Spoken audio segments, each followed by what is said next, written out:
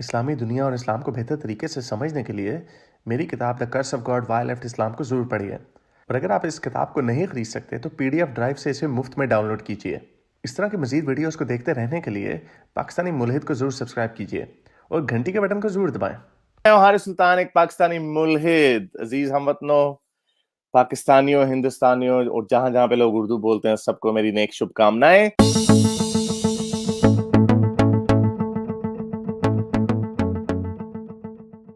सैफ मुंबई साहब आए हुए हैं, इनसे पहले बात नहीं हुई। सैफ जी। हाँ, सलाम हारिस भाई। हाँ, हाँ। आपको मेरी आवाज जी जी। सुनाई में आ रही है? हाँ, मैं पिछली जी दफा जी, भी बिल्कुल आपका सही। आप कहाँ से हाँ बात कर रहे जी, हैं? मैं मुंबई से बात इंडिया कर रहे से हैं? मुंबई से बात कर रहा हूँ। हाँ, पिछली दफा भी मेरा था स्टूडियो में, लेकिन मेरी बात नहीं हो पाई आपसे। थोड़ा लेट आया था शायद मैं। हाँ, अब पहले तो मैं आपके काम को बहुत पसंद करता हूँ। लाइक आप अब्दुल्ला समीर, इन लोग की वजह से ही मैं हिदायत पर आया हूँ अभी दोबारा से। इतना और मैं फिलहाल मैं एग्नोस्टिक हूँ।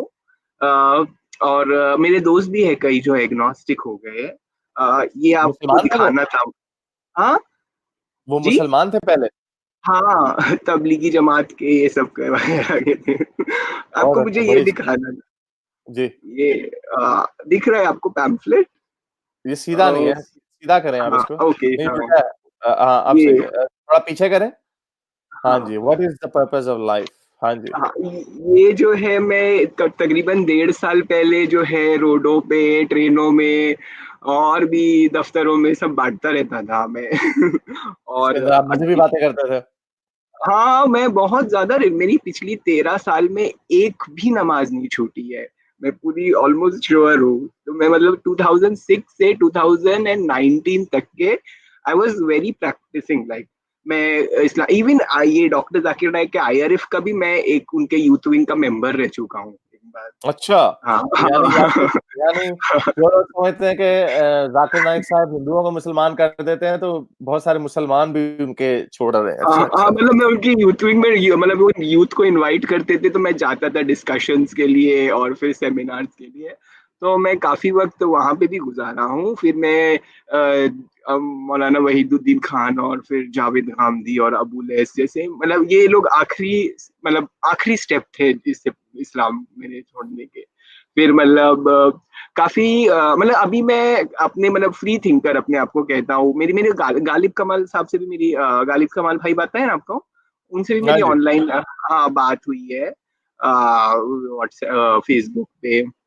और ऐसे तो मैं मतलब कुछ मैं तो सीधा ओपनली फेसबुक पे ही अपना x Muslim of north America इसका वीडियो शेयर, पर फिर मुझे थोड़ा रिटेलिएशन फेस करना पड़ा था तो फिर मैं वापस से क्लोजेट में चला गया था। हाँ, और मैं बहुत पसंद करता हूँ आपके काम को और इंशाल्लाह सबको मतलब सपोर्ट भी करूंगा मतलब। और बहुत शुक्रिया। ये हाँ, मैं मेरे को ये मुझे आपसे एक सवाल पूछ, देखिए मैं मेरा है ना, क्यों इस्लाम से मन हट गया ना, वो इतने ज्यादा पहली बात है फिरके है कि अगर ये तस्वुर भी किया जाए कि इस्लाम जो है ये खुदा की तरफ से है, तो मतलब खुदा ने ये इंश्योर नहीं किया कि उसका मैसेज पूरी तरह से सबने समझ लिया है। इतना ज्यादा हमारे यहाँ पे मस्जिदों में हाथापाई होने लग जाती है। यहाँ पे तो इतना ज्यादा जो है मतलब डिफरेंस आ गया है मुसलमानों में। तो यही हाँ होता है। हाँ, तो इसकी वजह यही है ना कि अगर ये हाँ दावा किया जाता है कुरान में कि हमने बड़ी सादा जबान में इसको लिख दिया है, हर इंसान के लिए समझने समझा दिया, एक ऐसा काम है कि जी, इसके ऊपर इंसानों को समझ ही नहीं आ रही। हर जी, बंदा एक ही आयत को पढ़ता है और उसके मुख्तलिफ मतलब निकालता है। तो इसमें हाँ, तो दो ही बातें हो सकती हैं, या तो ये लिखने वाले ने, जिसने लिखा है, उसने बड़ा भोंडा काम किया जी, जो एक कायनात के बनाने वाले से मुंसलिक नहीं किया जा सकता। कायनात का बनाने वाला तो और भी बड़े मेथड अडॉप्ट कर सकता था, ब्रेन में हम्म, डायरेक्टली डाउनलोड कर सकता था। ये हम्म, ड्रामा करने की क्या जरूरत थी कि बंदे भेजे? उस वक्त के जो हजरत, जो नबियों के करीब जो लोग थे, उनको तो एक तरह से अनफेयर एडवांटेज था कि अगर हजरत हाँ, मोहम्मद के पास मैं चला जाता कि हजरत मोहम्मद साहब मुझे यकीन नहीं आ रहा, कोई बात करें, तो वो हो सकता है मुझे कायल कर लेते हैं अपना कोई मौजजा दिखा के। हाँ, तो जी, तब मेरे लिए ज्यादा आसान होना था, लेकिन अब 1400 साल बाद इतनी दुनिया बदल गई है, और अब ये हम्म, चाहे वो सच भी कह रहे हो जो कह रहे थे, उसके जी, बावजूद अब की दुनिया में वो बातें झूठ लगती हैं। तो ये कैसा हाँ इम्तिहान है कि ये उन लोगों के लिए आसान था इम्तिहान, हम लोगों के लिए मुश्किल है। तो इससे दो ही मतलब हाँ निकलते हाँ, हैं कि या तो जिसने किताब लिखी है वो बड़ी भोंडी सी बात लिखी है उसने, जी। और या फिर जो किताब जो लोगों को जो किताब दी गई है उनको समझ नहीं आ रही। तो नहीं हारिस भाई, मतलब मैं तो कुरान को जब मैं जब इस्लाम छोड़ दिया था, मेरे को कई आलिम लोग आके समझाने लगे ये कर, तो मैंने बोला देखो भाई, मैं कुरान को एक ह्यूमन टेक्स्ट की हैसियत से कबूल करने के लिए तैयार हूँ, लेकिन वो लोगों का क्या, नहीं आपने इसे डिवाइन कबूल करना है, मतलब कि हम इसके साथ आप हमारा नहीं डिसएग्री मानेंगे। नहीं डिसएग्री नहीं कर सकते। हाँ, मतलब समझाने के लिए तो लोग आएंगे ना, मेरे दूर के रिश्तेदार आए थे, मेरे घर में तो इतना कुछ नहीं हुआ प्रॉब्लम, लेकिन मतलब असल में पांचों टाइम का नमाज़ी अगर छोड़ डाले सीधा, तो थोड़ा वो होता लोगों को कि क्या हो गया इसको। इसीलिए अभी भी मैं मतलब खैर रिसर्च करता रहता हूँ अब के यार, इस मतलब मैं कुछ बातें इस्लाम की मानता हूँ, कुछ बातें रिजेक्ट करता हूँ, कुरान की कुछ बातें मानता हूँ, कुछ रिजेक्ट करता हूँ, ऐसा मतलब मेरा हाल है। और वो आप किसी भी किताब से कर सकते हैं, हाँ, वो आप वो किसी भी कुरान के किताब से कर सकते हैं, लेकिन ये एक लड़की बेचारी ये हर हफ्ते आती है, बड़ी पता नहीं इसको मेरे से कोई नफरत बहुत ज्यादा है या कोई मुझसे प्यार बहुत ज्यादा है इसको। बहरहाल ये हमेशा मेरे से सवाल पूछती है। इसके मैंने सवालात देखे एलिशा, मुझे पहले आपका मौका नहीं मिला आपका जवाब देने का, आपने पहले भी कहीं और भी बहरहाल मेरा ख्याल मेरी हर वीडियो पे कमेंट किया भाई कि अच्छा काफिर हारिस भाई, मरने एक पर अपनी क्वेश्चन, बॉडी का क्या एक, करेंगे। हाँ एक सेकंड, हारिस भाई, अच्छा, एक सेकंड, काफिर अपने मरने के बाद अपनी बॉडी का क्या करेंगे। देखें जी, जो एथियस्ट है, क्योंकि जाहिर बात है जब हम हमें जितना साइंस से हम अंदाजा लगा सकते हैं, हम ये लगा सकते हैं कि मरने के बाद कुछ नहीं होगा। जैसा मरने के बाद पैदा होने से पहले आप कुछ नहीं होते, आपको कुछ नहीं पता होता कायनात में क्या हो रहा है, दुनिया में क्या हो रहा है, जंगें हो रही हैं, लोग कत्लो गारत हो रही है, किसी को कुछ पता नहीं, इसलिए मरने के बाद भी कुछ नहीं होना, कुछ पता नहीं लगना।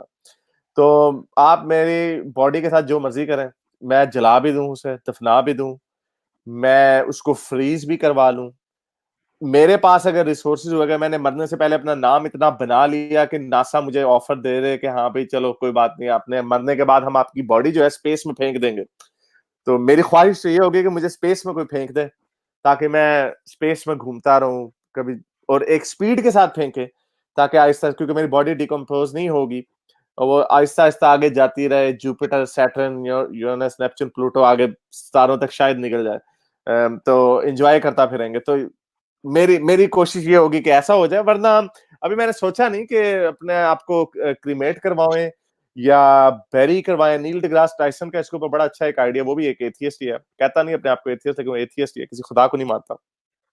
उसने कहा कि जब मैं जिंदा था तब मैं जमीन से निकलने वाली चीजें, यानी ये सब्जी, फल, फ्रूट, जानवर जो खाते हैं, अब ये वो सारे हमने जमीन का फायदा उठाया। तो जब मैं खत्म हो जाऊं, जब मैं मर जाऊं, तो मुझे भी वापस जमीन में जाना चाहिए, ताकि बाकी के जो हशरातुल अर्ज हैं वो मेरी जिस्म से फायदा उठाएं। तो जितने आप लोगों के, जितने भी आपके बुजुर्ग बाबा जो भी हैं, जितने लोग भी दफन हुए हैं, ये बातें उड़ाई हुई है कि आज उनकी कीड़े नहीं पड़ते, कीड़े नहीं खाते, मैं चैलेंज से आपको कहता हूं कि आप किसी भी अपने बाबे को, सहाबी को, नबियों को, किसी भी नबी का अगर बॉडी, आपको डेड बॉडी का पता है कहाँ पे पड़ी हुई है, आज उसको आप खोल के निकालें, उसके अंदर सिर्फ हड्डियां पड़ी होंगी। कोई ऐसे वहां पे, कई, खैर ये तो बरेलवी है कि पता नहीं देवबंद है, वो तो समझते हैं कि हजरत मोहम्मद रोज कब्र में उठ बैठते हैं, उनके बीवियां उनके पास आती हैं, तो इस तरह की बातें लोगों ने बनाई हुई हैं। ये एक एक्सपेरिमेंट की देर है, एक एक्सपेरिमेंट आप कर लें, जाके वहां पे रोजा रसूल में उनको खोलें, अंदर अरबियों को शायद पता भी हो ना, उसको खोलें, नीचे चेक करें कि क्या आपको वहां पे ढांचों के अलावा कुछ नहीं मिलेगा। बहरहाल, हाँ अच्छा जी, हारिस भाई, सैर हाँ जल्दी मेरी से। एक एक सवाल था, फिर उसके बाद में मैं चला जाऊंगा। ये रीइंकार्नेशन के बारे में आपकी क्या ओपिनियन है, क्या आप उसको मानते हैं? एब्सोल्यूट क्योंकि बुलशिट। बहुत सारे लोग हैं ना, कहते हैं कि हम लोग अपनी पुरानी जिंदगी जो है, जो प्रीवियस लाइफ है वो याद है, जैसे कई लोग का दावा वो है, करण दावा अर्जुन, करण अर्जुन, हाँ वो जाते हाँ हैं, वो पुराना जमाना उन्हें याद आ रहा होता है कि आज से 100 साल पहले मैं इधर ही, वो फिर गाना चल जाता है, चंदा कब दूर किरण से, वो हाँ, हाँ, लुक इट्स ऑल नहीं, बुलशिट। क्योंकि ऑल गुड। बहुत सारे लोग हैं ना, खास करके जो मतलब जैसे एक इयान स्टीवेंसन एक है ना, प्रोफेसर है, उसने भी रिसर्च किया था वर्जीनिया यूनिवर्सिटी। उसने भी कहा कि ना ये मतलब रीइंकार्नेशन जो है ये जो है सही है। और कई हिंदू लोग जो है वो हिंदू, जैन, बुद्धिस्ट, इनमें से बहुत तो है ना खुदा के तस्वुर को भी नहीं मानते, लेकिन रीइंकार्नेशन को मानते हैं। तो इसीलिए मैं मतलब मैं मेरे को नहीं मालूम कि ये सच है कि नहीं है, या लोगों ने absolute nonsense, absolute 100% bullshit nonsense, 100% तो नहीं, खैर 99.9% बुलशिट।